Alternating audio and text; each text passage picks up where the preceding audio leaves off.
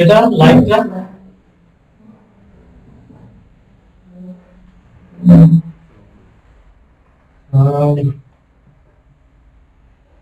আসছে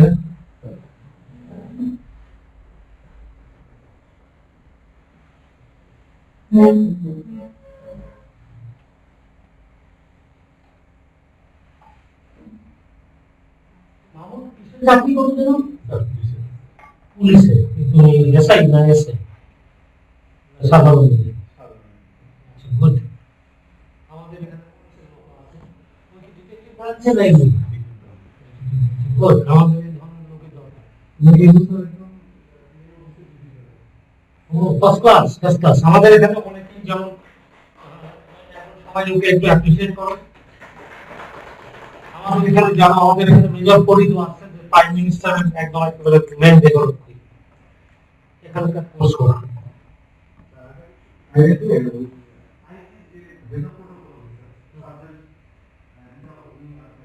আচ্ছা, এটা আল্লাহর একটা বিশেষ রহমত।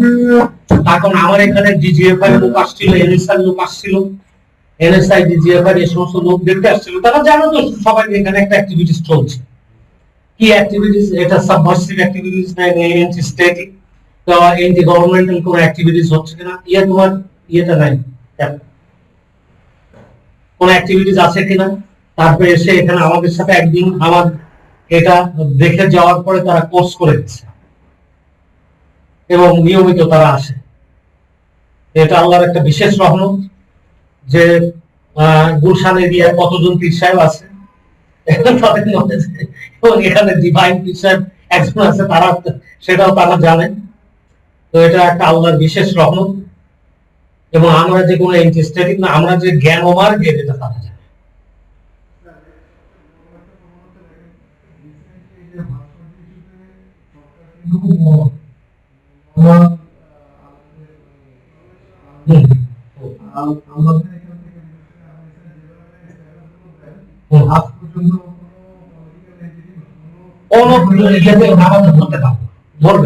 তারপর আমরা তো বেসিক্যালি না, বেসিক চরিত্রটা জানে না।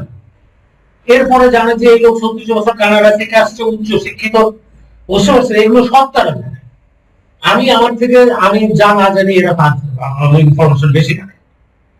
ডিজিএফআই আমার যখন লেকচারার হিসাবে নিল, তখন সবাই লেকচারার জন্য তারা কি করে, তাদের প্রোফাইল ইয়ে বা ইয়ে সমস্ত চায় অ্যাক্টিভিটিস। আমার ওখানে ব্রিগেডিয়ার আমিন ছিল, বলে আরে স্যার আমার ইয়েতে ছিল, তাদের কিছুই দরকার নেই স্যার, আমার কিছু লাগে না। পৃথিবীর যে কোনো জায়গায় যায়, যেটা ইউনিভার্সিটিতে বললাম যে বক্তৃতা দিলাম, সেখানে আমার কিছুই লাগে। আসল বিদ্যাটা তো ব্রেনের ব্যাপার, আসল সার্টিফিকেট তো ব্রেন। আসল সার্টিফিকেট হচ্ছে তুমি কিভাবে, how you are conveying your message to the people, to the students. তোমার অ্যাটিটিউড, তোমার হাব ভাব, তোমার অ্যাকশনে সেটা প্রকাশ পাবে। তো এগুলো তো ধরো মানুষ একটা পর্যায়ে ওঠে, তখন তার একাডেমিক ইয়েটা কোনো মূল্যহীন হয়ে যায়। দেখো রবীন্দ্রনাথ, নজরুল, এদের জন্য একাডেমিক ইয়ে, যে আমাদের ইয়ে ক্লাস 9 পর্যন্ত লেখাপড়া যায়, তো আমাদের কবি আল মাহমুদ কোন পর্যায়ে উঠে যায় সমাজ সংস্কৃতি। আর যখন অ্যাবাভ দ্যাট স্টেজ উঠে যায়, যখনই আমি অ্যাবাভ দ্যাট স্টেজ উঠে গিয়েছে, সেই দিনে আমি ইয়ে বলছি। আমি বক্তৃতা দেওয়ার সময় তারা এসে মানুষই নির্ধারণ করবে স্যার কতখানি কোয়ালিফাইড হতে পারে, বুঝতে পেরেছ? তো এটা হচ্ছে সবচেয়ে মানুষের বড় জিনিস। এগুলো লাগে না, তোমার অ্যাকশন। বললাম যে জন্ম হোক যথাযথ কর্মনাগার বৃথা, নহে আশরাফ যার আছে শুধু বংশের পরিচয়, সেই আশরাফ জীবন যাহার পূর্ণ কর্ম। বুঝতে পেরেছ? তো সবচেয়ে আমাদের বড় জিনিস যে আমাদের কর্ম, এটা these are all observed by the people, by the government, by the all the তোমার সিক্রেট সার্ভিসেস, বুঝলে? আমাদের তারা জানে, আমার কথা শুনে তো বোঝা যায় যে এই পন্থী না। আমার লেবাসেই তো বুঝতে পারি যে এই লোক লেবাসধারী না। তো যাই হোক, আমাদের আজকে আমাদের আল ইমরানের যে পাঠচক্র সে সূরা পবিত্র কোরআনের যে পাঠচক্র বাংলায়, এই পাঠচক্রের আজকে আল ইমরানের কতটুকু থেকে, আল ইমরানের 17 রুকু থেকে আমাদের পঠিত হবে। 17 রুকু থেকে পঠিত হওয়ার পরে আমাদের কিছু আলাপ আলোচনা, তোমরা যদি কোনো কোশ্চেন থাকে রিগার্ডিং দিস, তারপর এটা বিং রেকর্ডেড, এটা রেকর্ড থাকবে এবং অনন্তকাল মানুষ এটা থেকে শিক্ষা নেবে। কোরআনটা কি জিনিস মানুষ কিন্তু জানে না, কোরআন সব তিলাওয়াত করে কিন্তু কোরআনের অর্থ জানে না, কোরআনের আয়াতগুলো উল্টোপাল্টা করে ফেলে, লোকাল আয়াত নন লোকাল আয়াতের সাথে মিশে ফেলে দেয়, মিশে ফেলে তোমাকে দেখাবে যে এই যে কোরআনে আছে। তো আসলে কিন্তু কোরআনে সেই সময়ের প্রেক্ষাপটে কিছু কিছু আছে চিরন্তন, এবং কোরআনে সেই কথা লেখা আছে। এই কথা আমরা জানবো। কাজে আমাদের কোন রকম উল্লঙ্ঘন করা আমাদের পক্ষে শোভা পায় না। আমরা হচ্ছে জ্ঞান মার্গের লোক, আমরা ভক্তি মার্গের লোক না। আমরা কোনো ওপিনিয়ন, রাষ্ট্রীয় ওপিনিয়ন দেওয়ার প্রেক্ষাপট না। তার কারণ ইসলামিক মূল্যবোধের উপরে, কোরআনের উপরে বেসিস করে পৃথিবীতে কোনো রাষ্ট্র নেই। এই জন্য মুসলমান অধ্যুষিত দেশগুলোতে সরকাররা হচ্ছে মুসলিম সরকার, কিন্তু নট কোরআনিক সরকার। ঠিক আছে, কোরআনিক সরকার না, তারপর ফিলোসফি চেঞ্জ হয়ে গেছে। এটারও কারণ আছে, মানুষ কিছু জিনিস মডিফাই করেছে, ধর্মটা ব্যক্তিগত ব্যাপারে চলে গেছে, এটা কালেকটিভ ব্যাপারে নাই। তার কারণ কেন কালেকটিভ ব্যাপারে নেই, এটা খারাপ। তারপর যে আমলে যে জিনিস ছিল না, যখন একটা ইনস্টিটিউট হয়ে যায়, একটা দেশে স্বীকৃত হয়ে যায়, সরকারের আন্ডারে চলে যায়, তখন সেটার মূল্য বেড়ে যায়। সেটা অবস্থার প্রেক্ষাপটে বিশ্লেষণ করে কিছু ইয়েতে করে রাখা হয়, কিন্তু বেসিক জিনিস ঠিক থাকে। আর বেসিক জিনিসটা হচ্ছে মোরাল, সেটা হচ্ছে ব্যক্তিগত ব্যাপার। তারপর সেটা তোমার সমাজের মধ্যে বিস্তার লাভ করবে, তোমার ফ্যামিলির মধ্যে। প্রথমে ব্যক্তিগত ব্যাপার, সেলফ রেকটিফিকেশন, মানুষের আমাদের ইন্টারনাল স্বচ্ছতা পবিত্রতা, তারপর আমাদের পরিবারের স্বচ্ছতা পবিত্রতা আসবে, এবং দেখা যাবে যে আমাদের জীবনে সামাজিক ভাবে এটা একটা প্রভাব বিস্তার করবে। আস্তে আস্তে এটা একটা রাষ্ট্রীয় পর্যায়ে আমরা বুঝে যাব, সত্যিকারের বুঝে যাব যে মিথ্যে আর মুনাফিকি উপরে এক ভিতরে আর এক। আমাদের এখানকার মতো অন্য কোথাও শিক্ষা দেওয়া হয় না। এই জন্য আমি বলেছিলাম যে প্রতিটা ইনস্টিটিউট দেখা একটা টিম আমাদের এখানে কোর্স করে দেবে। তারা কি তাদের ভিতরে বলছে যে এটার ইনিশিয়েটিভ নিয়েছিল সে হচ্ছে নায়ক মান্নার ওয়াইফ। ওরা আমাকে বলে দিল, ইয়েতে করে বলছে, স্যার আসলে যে জিনিস শিখতাম এই যে আমার কর্মচারীদের, এটা সত্যি তারা বুঝলো, তাদের ভিতরে মূল্যবোধ প্রতিষ্ঠিত হলো। কিভাবে? যে তোমরা যে যেখানে কাজ করতেছো, কাজটা হচ্ছে তোমার রিজিকের উৎস। এই জায়গাটার প্রতি, এই রিজিক তোমাকে পাঠাচ্ছেন তোমার মালিক না, পাঠাচ্ছেন কিন্তু আল্লাহ। কাজে তুমি যখন কাজ করবা, তুমি আল্লাহর প্রতি সিনসিয়ার হয়ে কাজ করো, যে আমি আল্লাহর জন্য কাজ করছি, অ্যাজ ওয়েল অ্যাজ আমার কাজের রিমুনারেশনটা এটা সৃষ্টিকর্তা আল্লাহ তাআলা আমাকে দিচ্ছেন। হ্যাঁ, ঠিক সেইভাবে করবে। এটা প্রকৃতি দেখে, আল্লাহ তাআলা প্রকৃতির নিয়ম সেট করে দিয়েছেন। প্রকৃতি তোমার ইন্টারনাল অনুভূতিটার সাথে সিনক্রোনাইজড হয়। আর তোমার ইন্টারনালি যদি একটি মানুষ যদি জানতো যে আমার ভিতরে যা কুচিন্তা করছি এটা আমার জন্য খারাপ, সে জীবনে কোনোদিন কুচিন্তা করতে পারতো না, তাই না? তো এইটা কখনোই সম্ভব না কুচিন্তা করা মানুষের পক্ষে। তো আমরা এটা জানি যে আমাদের ভিতরের মানবিক মূল্যবোধ, স্বচ্ছতা, পবিত্রতা আমাদের দায়িত্ব, আমাদের চেতনা, স্বচ্ছতা, এই সমস্ত কিছু আমার জীবনেই প্রতিফলিত হবে আগে। তারপর তোমার ইন্টারনাল অভিব্যক্তি, তোমার ইন্টারনাল ফিলোসফি, তোমার ইন্টারনাল চিন্তা ভাবনা তোমার জীবনে কিন্তু এটা প্রতিফলিত রূপে দেখা যাবে। তো কাজেই সবসময় মনে রেখো যে আমার ভিতরের স্বচ্ছতাটাই হচ্ছে আবেগ। আমার ভিতরের স্বচ্ছতা আছে, আমি তোমার ভালো করতে চাই। তখন ওই যে বললাম না, তোমাকে আমি গালিগালাজ করে ইয়ে করে আমি তোমাকে সুপথে আনবো, এর অর্থ না যে তোমাকে গালিগালাজ করছি। তোমার ভিতরের কিছু অবনক্সাস এবং ইনডিসেন্ট কিছু ফিলোসফি, কিছু চিন্তা ভাবনাকে মডিফাই করতে হলে অনেক সময় এই এটা হচ্ছে পোস্ট মডার্ন লিটারেচারে এটা বলা হচ্ছে মানুষকে রেকটিফাই করতে হলে এটা, এবং বুঝিয়ে দাও। সেভাবেই আমি বুঝিয়ে দিই। অনেক সময় তোমরা হয়তো মনে করতে পারো স্যার অশ্লীল শব্দ ব্যবহার করে। আসলে অশ্লীল বলে কিছু নাই। Nothing is either good or bad, but thinking makes it so. এটা কে বলেছিলেন? শেক্সপিয়ার। তো তুমি কিভাবে নিবা সেটার উপর নির্ভর করে। আমার কথার ব্যাপারটা হচ্ছে, কথার যে প্রচলিত কথার কিছু ইম্প্যাক্ট মানুষের মনের এবং নেচারের উপরে প্রতিষ্ঠা লাভ করে, তো সেইটার জন্য অনেক সময় বলা লাগে যেটা ইচ্ছা। কাজে আমার কোনো কোনো তোমরা সামাজিক ভাবে অশ্লীল বলে প্রচলিত যে শব্দ আমি যদি ব্যবহার করি, সবসময় একটা জিনিস মনে রাখবে, একটা শিক্ষিত লোক যেটা করছে তার পিছনে অনেক লজিক আছে। এই জন্যই দিওয়ানে হাফিজ বলেছিলেন কি, তাদের কাছে তোমরা বসো, জ্ঞানী যারা বিজ্ঞজন, অকাট মূর্খ লোকের কাছে বসো না ভাই বেশিক্ষণ। জ্ঞানী গুণীর হাত হতে ভাই, বিষ হলেও তা করবে পান, সুধা হলেও ফিরিয়ে দিও, মূর্খ লোকে করবে না। তারা যে এই কথাগুলো জীবনের অভিজ্ঞতা থেকে তারা লিখে গিয়েছে। এই জন্য জীবনী অটোবায়োগ্রাফি কিংবা বায়োগ্রাফি পড়লে আমরা অনেক কিছু শিখতে পারি, জানতে পারি। তো পরিবারের মধ্যে এইভাবে আনতে হয় চিন্তার স্বচ্ছতা, চিন্তার পবিত্রতা। এটাই হচ্ছে মেইন জিনিস। তোমরা কোরআন পড়ে তো শিখেছো যে চিন্তাটা কত ইম্পর্টেন্ট জিনিস, এবং মানবের চিন্তাটাই হচ্ছে তার অ্যাকশন। আজ তোমার চিন্তার ধারার ভিতরে যদি স্বচ্ছতা, পবিত্রতা, ঐশ্বরিক অনুভূতি আনো, সেটা তোমার জীবনে প্রতিফলিত হবে। এটা ইউ আর ইন অ্যাকশন। আমাদের দেশের হুজুরেরা বলেন, চিন্তা যতই খারাপ করো, অ্যাকশনে কাজে না গেলে তোমার গুনাহ হয় না। কোরআন তো বলছে ভিন্ন।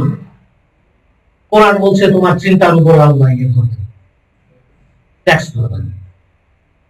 এটা আমরা শিখেছি, আমরা জানি, কিন্তু সেই জন্য কখনো নেগেটিভ চিন্তা, অশ্লীল চিন্তা, কুচিন্তা, মানুষের জন্য খারাপ, এই চিন্তা করবো না। আজকে আমাদের ডিডব্লিউএস ফাউন্ডেশনের, ডিভাইন ফাউন্ডেশনের যাত্রা শুরু প্রাককালে, যেটার মাঝেই কিন্তু ডিডব্লিউএস আমাদের একটা অ্যাক্টিভিটিস, এটা ডিভাইন ফাউন্ডেশনের আন্ডারে চলে গেল আজকের থেকে।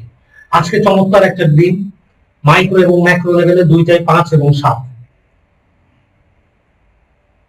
বুঝতে পেরেছ? মাইক্রো লেভেলে 7 আর ম্যাক্রো লেভেলে 5। তো এটা একটা অদ্ভুত, আমাদের যাত্রার প্রারম্ভটা অপূর্ব সুন্দর, একটা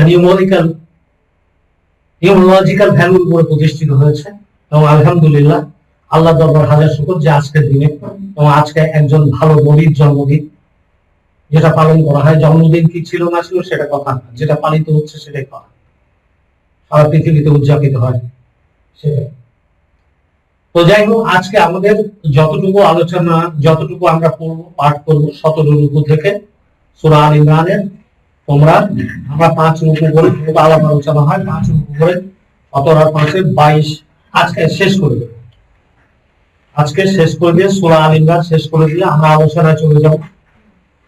আলোচনার পরে আমাদের মোনাজাত হবে।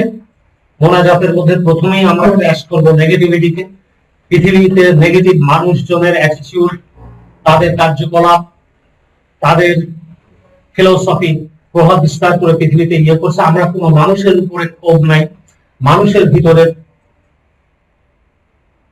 ভিতরে এই কুৎসিত প্রবণতাটাকে আমরা ক্র্যাশ করি। আল্লাহ বলছেন যে পাপীকে ঘৃণা করো না, তার পাপ কর্মকে ঘৃণা করো। তারপর দেখো ভালো মন্দ, পাপ পুণ্য, এ সমস্ত জিনিস দেখো। একজন খারাপ, ভালো মন্দ, এটা আল্লাহর সৃষ্টি। কেন সৃষ্টি একটু চিন্তা করলে বুঝতে পারবা। মন্দ পৃথিবী থেকে কোনোদিনও যাবে না, মন্দ মানুষের মধ্যে থেকে কোনোদিনও যাবে না, এটা যাবে না, যেহেতু এই মন্দটাও আল্লাহর সৃষ্টি। কেন আল্লাহ মন্দটা সৃষ্টি করছেন বুঝতে পারবা, যে ভালোকে চিহ্নিত করার জন্য মন্দের প্রয়োজন আছে। আমার কিন্তু তুমি ভালোকেই চিনবা না। তো মন্দটাকেও অ্যাপ্রিসিয়েট করবো, ওটা আল্লাহর সৃষ্টি। খারাপ মানুষও আল্লাহর সৃষ্টি। কেন আল্লাহ তাকে রিজিক দিয়ে জীবিত রেখেছেন এটা আল্লাহ জানেন। জীবিত রেখেছেন এই জন্য সেও আল্লাহর পারপাস সার্ভ করছে। শয়তান সেও আল্লাহর পারপাসে সার্ভ করছে। আল্লাহর পারপাস সার্ভ করতে গিয়ে সে শয়তান হয়েছে। হয়তো আল্লাহ তাআলা তাকে শেষ পরিণতিতে ক্ষমা করে দিতে পারে, দেখ ম্যাডাম শয়তান ইবলিস, হযরত আযাজিল তুই আয়, তোর সব ক্ষমা করে দিলাম, তুই আমারই পারপাস সার্ভ করছিস। করতে পারেন কিনা? তিনি বলছেন, সবসময় তিনি বলছেন আমি যা চাই তাই পাই। কিন্তু আমরা যাই বলি তা তো না, এটা তো তার বিচার। তিনি শয়তান একটা অদৃশ্য শক্তি সৃষ্টি করেছেন, তাকে করেছেন পৃথিবীর পারপাসের জন্য। তো আমরা তার যাচ্ছে তাই বলার কি দরকার, ঠিক না? তার খারাপ কর্মটাকে ঘৃণা করবো আমরা সবসময়। এই জন্য কোনো মানুষের উপরে কোনো রাগ, অনুরাগ, বিরাগ এই সমস্ত গুলো রাখবা না। সবাইকে ক্ষমা, আমি যে ক্ষমা করার কথা বলেছিলাম, ক্ষমা করে দাও। বলছে অনেকে লেখে আমাকে ফেসবুকে যে স্যার ক্ষমা কি সবকিছু করা যায়? তাই বললাম এই জন্যই তো তুই বাধায় রাখছিস, প্রকৃতির বিচার হচ্ছে না। তারপর তুমি একজনকে যদি তুমি অন্যায় করে আমার টাকা খেয়েছে, ইয়ে করেছে, সে প্রকৃতির নিয়মে সে কিন্তু খাড্ডায় পড়তে যাচ্ছে, কিন্তু তুমি পিছন, যেহেতু তুমি বিচারক, তুমি পিছন থেকে টেনে ধরছ, ও খাড্ডায় পড়ছে না। শুধু একবার মন থেকে ক্ষমা করে দেখো কিভাবে তার প্রকৃতি বিচার করে।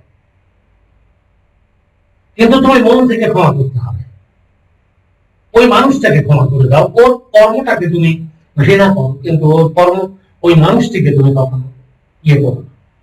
যার ফলে দেখবো অনেক খারাপ মানুষ আমার কাছে আসছে, কিন্তু যারা যারা আমার এখানে টিকতে পারে না, জানো যে আল্লাহ ইংলিশকে সরিয়ে দিচ্ছে। তো dear participants, as you were here, our regular যে 3 days কোরআন পাঠচক্র হয়, বুঝে বুঝে পড়া হয়, তোমরা আজ থেকে, আজকে 17 রুকু থেকে শুরু করবে। আলহামদুলিল্লাহ আমরা 17, এটা হচ্ছে 75 নম্বর পেজ, রুকু 17, আয়াত 156, 156।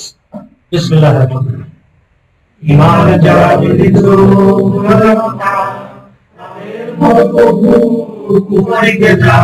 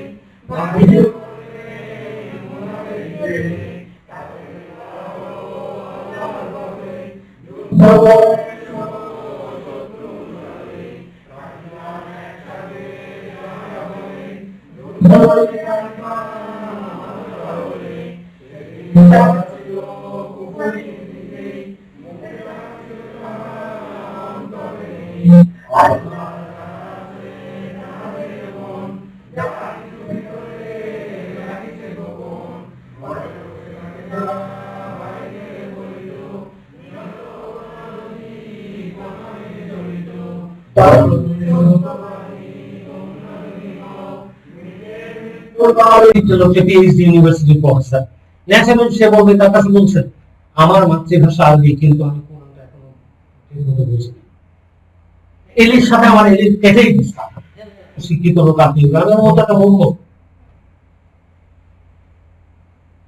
আমি বললাম he might have educated in such a subject, যে সাবজেক্টে সে পিএইচডি অর্জন করছে সেই ইয়ে করে, কিন্তু ও কিরকম, ওকে আমি বলছিলাম দেখো আমার বাড়ির কাজের কাজ করে দুই বেটি আছে, ওরা কিন্তু মাতৃভাষা ওদের বাংলা, ওদের মাতৃভাষা বাংলা, কিন্তু কি জানো আমি যদি ওদের প্রমেয়তের শেষের কবিতা বোঝাতে চাই ওরা বুঝবে?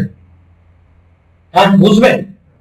সেরকম তোমার এই প্রফেসর সাহেব হচ্ছিল ওই, ওনার মাতৃভাষা আরবি হতে পারে, কিন্তু কোরআন আমি আরো বুঝাই দিই, আরাম বুঝলাম কোরআনটা নাজিল হয়েছিল কত বছর আগে, 1400 বছর আগে, তৎকালীন আরব দেশের মূর্খ সমাজের লোকদেরকে অ্যাকিমুলেট করার জন্য। হ্যাঁ মূর্খ লোকদের আল্লাহ কোরআনে বলছিল কোরআন দিয়েছে আমি সহজ করে, উপদেশ গ্রহণ সবার পরিবার করে, অতএব তোমরা কি আছে এমন আমার উপদেশ যে করিবে গ্রহণ।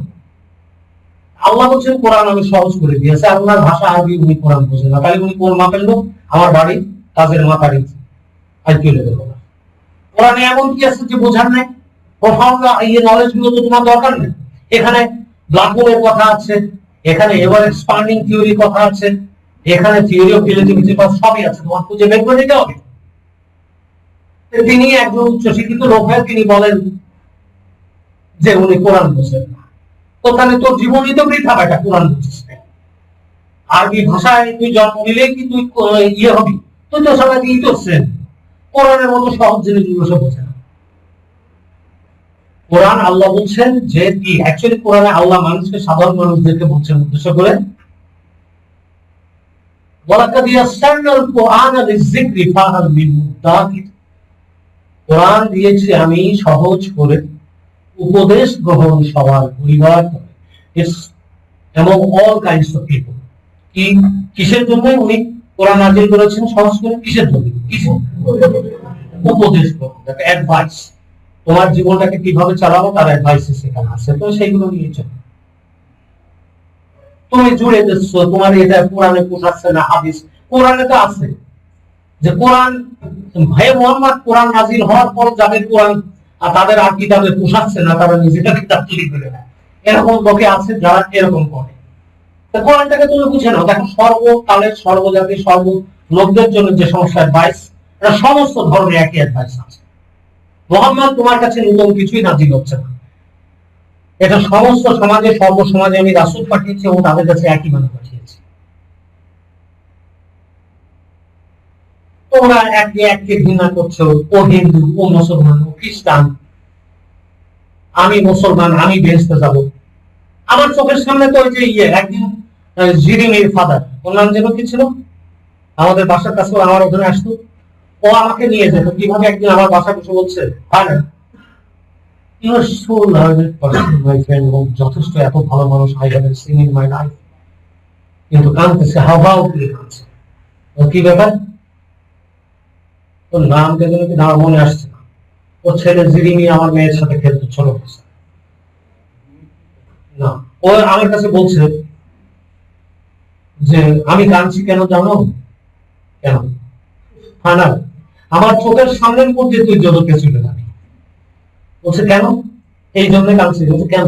তো তুই যে মুসলিম, তুই তো ব্যাপটাইজড হইস না। তুই মুসলমানের শব্দ শিখে যাবে। আমাদের দেশের মৌলবীদের কথা বুঝতে পেরেছ? তো ওরা কি করতে পারে? বলতে ব্যাপটাইজড হতে হবে। তার মানে সব প্রোটেস্ট্যান্ট। তো বলছে আমরা তো মূর্তি পূজারি না, আমরা তো জিসাসের ও জিসাস হালেলুয়া করি। তুমি চলো, চিন্তা করো আমাদের দেশের মৌলবীদের কথা। দেখো বিশ্বের ওই যে একজন একটা আমি একটা স্ট্যাটিস্টিক্যাল দিয়ে দিয়েছিলাম, বিশ্বের মুসলমান বাদে ধরো মুসলমানদের থেকে অন্যান্য ধর্মাবলম্বীদেরকে যদি কাউন্ট করো তাহলে অন্যান্য ধর্মের লোকরা বেশি, তাই না? অন্যান্য ধর্মের একটা লোক তোমাকে বিশ্বাস করে না। আবার খ্রিস্টানদের থেকে আমরা আর অন্যান্য ধর্মাবলম্বীরা বেশি, আমরা একটা অবিশ্বাস করে নেব। ব্যাপারটা হচ্ছে কি তাই? ব্যাপারটা হচ্ছে যে যার ধর্মটাকে নিয়ে সে বিয়ে করে আছে সেইটাকে মনে করি যে এটা শ্রেষ্ঠ ধর্ম, এইভাবে চলতে হবে মানুষ। বুঝতে পেরেছ? তো আসল ব্যাপারটা কি, ধর্মটা প্রকৃতির ধর্ম, আর তোমার ইবাদতের পদ্ধতি আলাদা হতে পারে, যেটা আল্লাহ কোরআনে বলেছেন বিভিন্ন উম্মতের জন্য আমি বিভিন্ন ইবাদত পদ্ধতি দিয়েছি। তোমার ইবাদত পদ্ধতিটা ওরকম, আমাদের ইবাদত পদ্ধতিটা মেডিটেশন লেভেলে গিয়ে আল্লাহর সাথে, সালাতটা হচ্ছে মুমিনের সাথে আল্লাহর সাক্ষাৎ। আমরা আল্লাহর সাক্ষাৎ করি মেডিটেশনের মাধ্যমে। যদিও আমাদের নামাজ পড়াটা একটা ইউনিক সিস্টেম, প্রকৃতি জগতের সাবজেক্টিভ এবং অবজেক্টিভ লেভেলে ব্যালেন্স করি। আমরা দাঁড়ায় বলছি সবকিছু চিহ্ন করে আল্লাহর দিকে রুজু হলাম, কিন্তু খেয়াল রাখছি যে কোন সময় রুকু কোন সময় সিজদা। একজন বলতেছে হযরত আলী ইয়েতে গেলে উনি নামাজ পড়লে কিছুই খেয়াল থাকতো না, আমি ওনার নামাজই হয়। আল্লাহ কি তাই বলছেন? তো উনি কম সময় রুকুতে যাবেন, কোন সময় সিজদা, নামাজ হয় কিভাবে? রুকু তো হচ্ছে তোমার পার্থিব জীবনও তোমার ফিজিক্যাল পশ্চারও তুমি ঠিক করো এবং তোমার মেন্টাল ইয়েটাও, লক্ষ্যটাও তুমি ঠিক করো। এইটা ব্যালেন্স, কোহেরেন্সি। তুমি যা আল্লাহকে ভুলে সিজদা দিয়ে তুমি কাঁদতে কাঁদতে কাঁদতে কাঁদতে ভুলে পড়বে, তবে তোমার কোনো খেয়াল নেই যে তোমার আল্লাহু আকবার বলে উঠতে হবে। তো কাজে আমাদের নামাজ পড়াটা কিন্তু একটা ইউনিক সিস্টেম, সাবজেক্টিভ এবং অবজেক্টিভ লেভেলের পশ্চার এবং ব্যালেন্স করা হয়েছে। পৃথিবীতে এত সিস্টেম্যাটিক ব্যালেন্স অন্য কোন ইবাদত পদ্ধতিতে নাই। এই জন্য এটাই হিন্দুরা সিজদা করে রান্নাকারি করে এই করে ইয়েরা ধরবে, কিন্তু অরিজিনাল যারা জুইশ যারা মুসা ওরা কিন্তু আমাদের নিয়মে নামাজ পড়ে, জানো? তারা জানে যে এইটাই হচ্ছে ইউনিক পশ্চার এই নামাজের পদ্ধতিটা। তুমি পরো 5 ওয়াক্ত তোমার ব্যায়াম হবে, তোমার উযু করছো, তোমার পবিত্রতা অর্জন করছো, তোমার শারীরিক ইয়েটা দূরীভূত হচ্ছে। আমাদের সব জিনিসগুলোই সুন্দর, অপূর্ব সুন্দর, এইভাবে বিবেচনা করো। কিন্তু সুন্দর মানে হচ্ছে তখন অসুন্দর হয়ে যায় কখন? যখন তোমার মধ্যে দেখাবার প্রবণতা, যে আমি বিডব্লিউসিতে আসলাম, আমি যে নামাজি পান্না চৌধুরীকে দেখাবো, ওনার এখানে কোরআন পাঠচক্র হয়। আরে কোরআন পাঠচক্র তো তোর মতো সবাই নামাজ পড়ুয়ারদের জন্য না, এটা যারা নামাজ না পড়ে তাদের জন্য।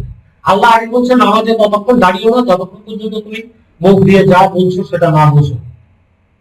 তুই আগে বুঝে নে, তারপরে তোর মন এমনি বিগলিত হবে। তখন তুই আল্লাহর সান্নিধ্যে যখন তুই একটা পশ্চার দাঁড়াবি, হে আল্লাহ একাগ্র চিত্তে সবই ছিন্ন করিয়া নিজেকে নিয়োগ করি আমি দাঁড়াইয়া আল্লাহ পাকের প্রতি সেই সুমহান সকল বিষয় পড়ে যিনি শক্তিমান, আকাশ পৃথিবী যার সৃষ্টি সকলে, আমি তো নই কভু মুশরিকে দলে, আমার সালাত আর আমার জীবন, আমার কুরবানি আমার মরণ, এ সকল শুধু সেই আল্লাহরই রয়, জগৎ পালকের যেন খুশি থাকে। ঠিক যেভাবে আপনি দাঁড়াও নামাজে, আর বলে নামাজে মনোনিবেশ করতে পারেন, নামাজে দাঁড়া দিলে তো দোকানে হিসাব করে আর জমি জমা হিসাব কর। তো তুমি এইভাবে যদি সে কথাগুলো বুঝে পড়ে, তুমি দেখো কত গভীরে চলে যাবে।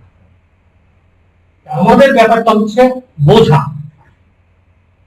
তো আজকে আমরা সূরা আল ইমরান শেষ করেছি, এখন আমরা চলে যাব আমাদের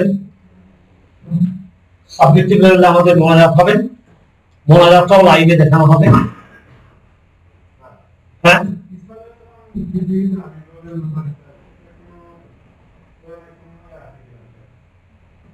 পুনরায় আবির্ভাব বলে এটা আছে আসলে কোরআনে একটা জায়গা আছে, আল্লাহ বলছেন ঈসা, হে ঈসা আমি ঈসাকে তুলে নিয়েছিলাম এবং ঈসার আয়ু পূর্ণ করে দেব। ঠিক এই কথাটার মধ্যে একটা উৎস লুকায় আছে।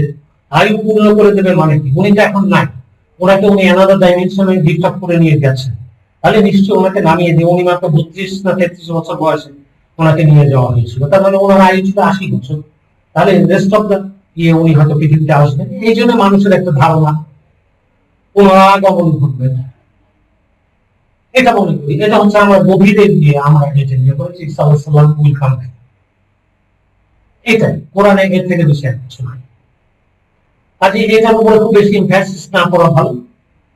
যে আমরা এই জন্য যারা ধর্ম নিয়ে বিশ্লেষণ করেছে তারা সবসময় বলে গেছে যে ঈসা আলাইহিস সালাম আসবে সেকেন্ড কামিং।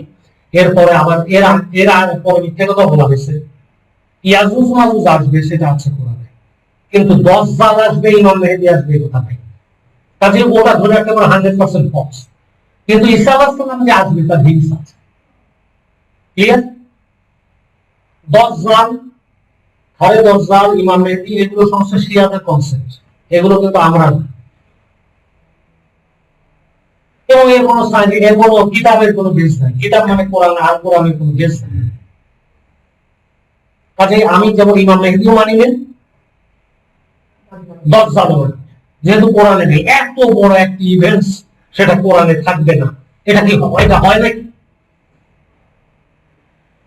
হ্যাঁ, যদিও ঈসা আলাইহিস সালামের পুনরাগমনের মতো একটা হিংস থাকতো তাহলে মনে করতাম, কিন্তু এইসব হিংস নাই।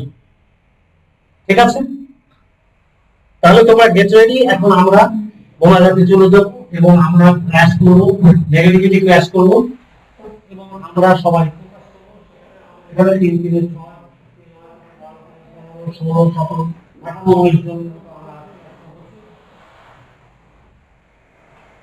সবাই ক্লাস করব।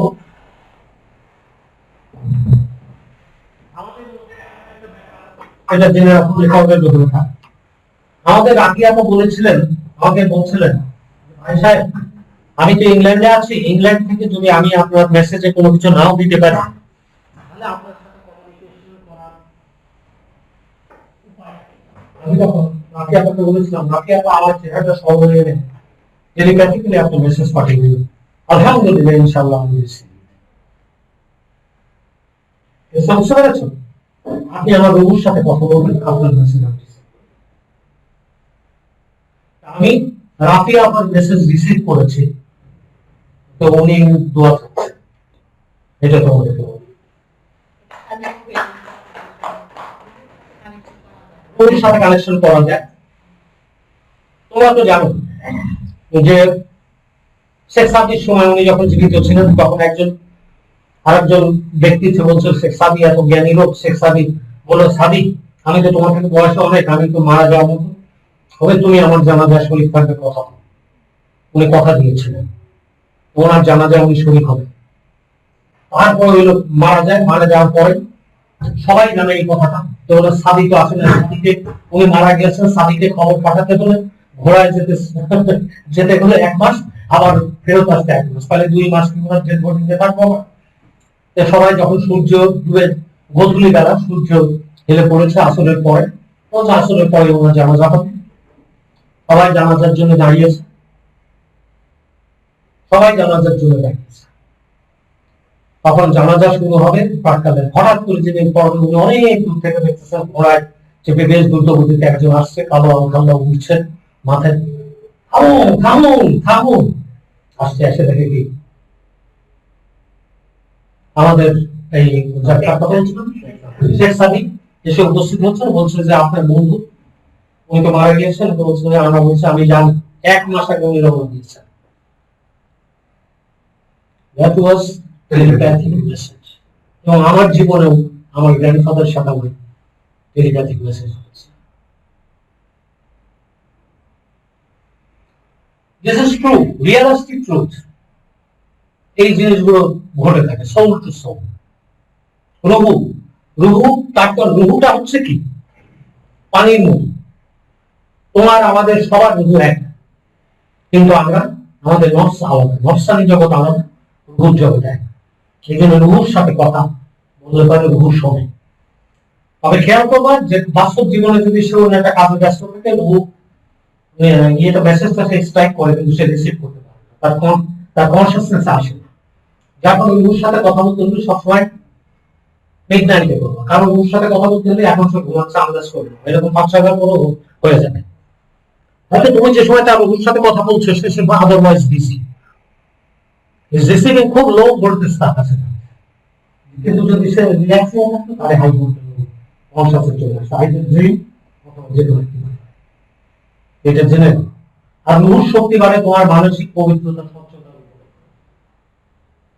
আগে তোমাকে বললাম যে কোন রকম তোমরা একটা জিনিস মনে রাখবে, আল্লাহ থেকে যদি কোনো জিনিস চাও তাহলে তোমাদের ভিতরে যদি কোনো অভিযোগ থাকে, কোনো চাওয়া থাকে, আল্লাহর কাছে কোনো জিনিস জিকির করে তুমি জানতে করতে হবে, অমিটিং করতে হবে, সবসময় বলবা আগে সূরা ফাতিহার সাথে আর চারটে সূরা পড়ে, সূরা ফাতিহা, সূরা নাস, সূরা ফালাক, সূরা নাস, সূরা কাউসার পড়ে পরিষ্কার বলবা, হে আল্লাহ তুমি আমাকে যেভাবে রেখেছো আমি খুব খুশি, আলহামদুলিল্লাহ।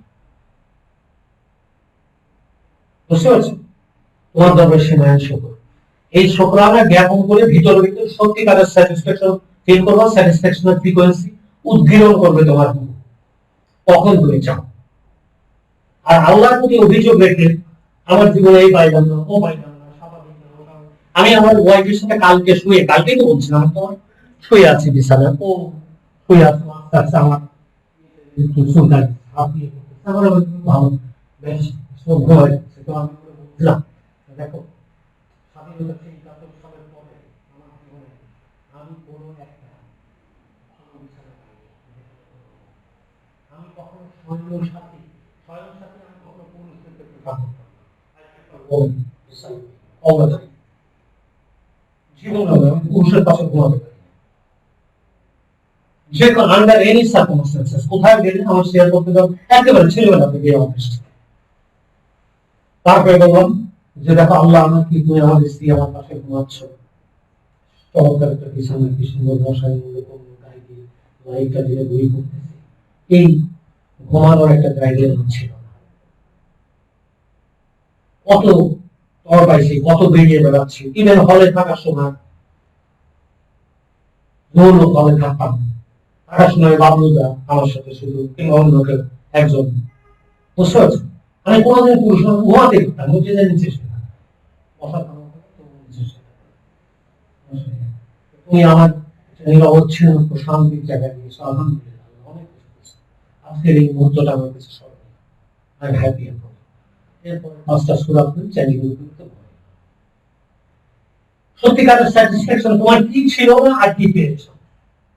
তোমার নিচের লোকদের দিকে তাকাও, হে আল্লাহ যদি রাস্তায় যারা ঘুমাচ্ছে ওদের তো ঘুমানোর জায়গা নেই, এটা কোন আমার তো আছে, আমি তো একটা সুন্দর, আমি ফ্রেশ ডিস্ট্রিক্ট ওয়াটার খেতে পাচ্ছি, আমি পান করাচ্ছি, ওরা পেটে আমি ঘুমোচ্ছে, এমন সময় কিছু 2-3 দিন না খেয়ে আসি, পেটে ক্ষুধার যন্ত্রণায় ঘুম হচ্ছে না, লিবারেশন পিরিয়ড। কিন্তু তুমি কত ভালো লেগেছো, তোমার বেশি। এইভাবে প্রথমে তোমার স্যাটিসফ্যাকশন ফ্রিকোয়েন্সি উদ্গীরণ করো, তারপর আমার কাছে চাও, দেখো হবে। তুমি মনের মধ্যে অভিযোগ রেখে আল্লাহ আমাকে দেয়, আমি এটা থেকে বঞ্চিত, আমি ওই পাই নাই, আমি সেই পাই নাই, এই কমপ্লেন রাখো। কমপ্লেন জিনিসটা হচ্ছে নেগেটিভ থিং। কমপ্লেনটাকে তুমি একদম একেবারে ক্লিন করে দিয়ে তারপরে তুমি নতুন করে দাও, তখন কি? এই জন্যই তো আল্লাহ ইকবাল কি বলেছে, खुद ही का कर्म इतना बुलंद जब तकदीर देने से पहले खुदा खुद बंदे से पूछे बता तेरी रजा क्या होगा। তোমার নিজেকে এত উচ্চতায় নিয়ে যাও যে তোমার ভাগ্য লেখার প্রাককালে বিধাতা বলবে যে হে বান্দা তোর রিজিক তুই নিজে আনবি। ঠিক আছে? তোমার নিজেকে উচ্চতায় এত বেশি উপরে নিয়ে যাও, তোমার চিন্তা চেতনা অবস্থান দিন, তারপরে তুমি তোমার ভাগ্যকে লেখা। এগুলো তো এমনি লিখিত হয়। আজকে তুমি একটা জিনিস আল্লাহকে যেটার জন্য কমপ্লেন করছো সেটা পাবার উপযুক্ত কিনা তোমার, সেটা তো প্রকৃতি জানে। আমি তোমার জন্য কিছু দেবো না, তিনি তোমাকে পাঠিয়েছেন তোমার ভালো মন্দ চাহা প্রেম ভালোবাসা টাকা পয়সা আভিজাত্য মর্যাদা সবকিছু দেওয়ার জন্য তিনি দেবেন। আমি দিতে পারি কিছু না। সেইগুলো পাওয়ার জন্য তুমি তো নিজেকে প্রস্তুত করো, সেভাবে তোমার চিন্তা চেতনা, তোমার নফস দেহ যেখানেই থাকে, তোমার মনের বুলন্দ অর্থাৎ উচ্চতা, মনের উচ্চতা এত উপরে নিয়ে যাও,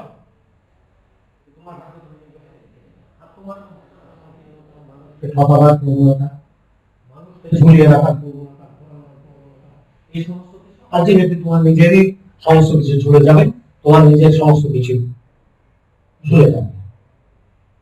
এটাই হচ্ছে প্রকৃতির ল অ্যান্ড অর্ডার। প্রকৃতির ল অ্যান্ড অর্ডারের মধ্যে অস্বচ্ছতার কোন জায়গা নেই। তুমি পর ইউ ক্যানট এস্কেপ। যেমন মৃত্যুকে তুমি লোহার সিন্ধুকের মধ্যে রেখে দিল, মৃত্যু তোমার সেখানে উপস্থিত হবে। ঠিক সেরকম তোমার ভাগ্য যত তোমার কাছে জনসংখ্যা নিয়ে আসে বসে থাকবে, আর তোমার নিজের জীবনের ভিতরে কালিমা ভর্তি, আর ওই বইগুলো তোমার পূর্ণতা দেবে তা না। তুমি শুধু অতীতে কি ঘটছে সেটা নিয়ে সেটা বারবার জীবন করতেছো। তোমার সমস্যা সবসময় তোমার সমস্যা আমি কি পাই নাই, আমি নাই নাই নাই আমি আমার সাথে ও সব পাইছে আমি কিছু পাইনি। বুঝতে পারছো? এই যে অভিযোগ, এই অভিযোগের ঝুড়ি নিয়ে তুমি বসে আছো। সেখানে অভিযোগের ঝুড়ি যদি তুমি উজাড় করে না থাকো, তাহলে তোমার ঝুড়ি খালি হবে ওই জিনিসগুলো নিয়ে আসার জন্য। এই জন্য অভিযোগের ঝুড়িটা তুমি খালি করে ফেলে দাও, তখন তোমার প্রাপ্য তোমার ওই ঝুড়িতে আসে। কিন্তু তুমি অভিযোগের ঝুড়ি নিয়ে প্রকৃতির দুয়ারে তুমি কিভাবে? এটা আমার কথা নয়, আমি কোনো কথাই কোরআনের বাইরে কোনো কথা বলি, এটাই সত্য। তো কাজে এই জিনিসটা মনে রেখো তোমরা। তো আমরা এখনই চলে যাচ্ছি।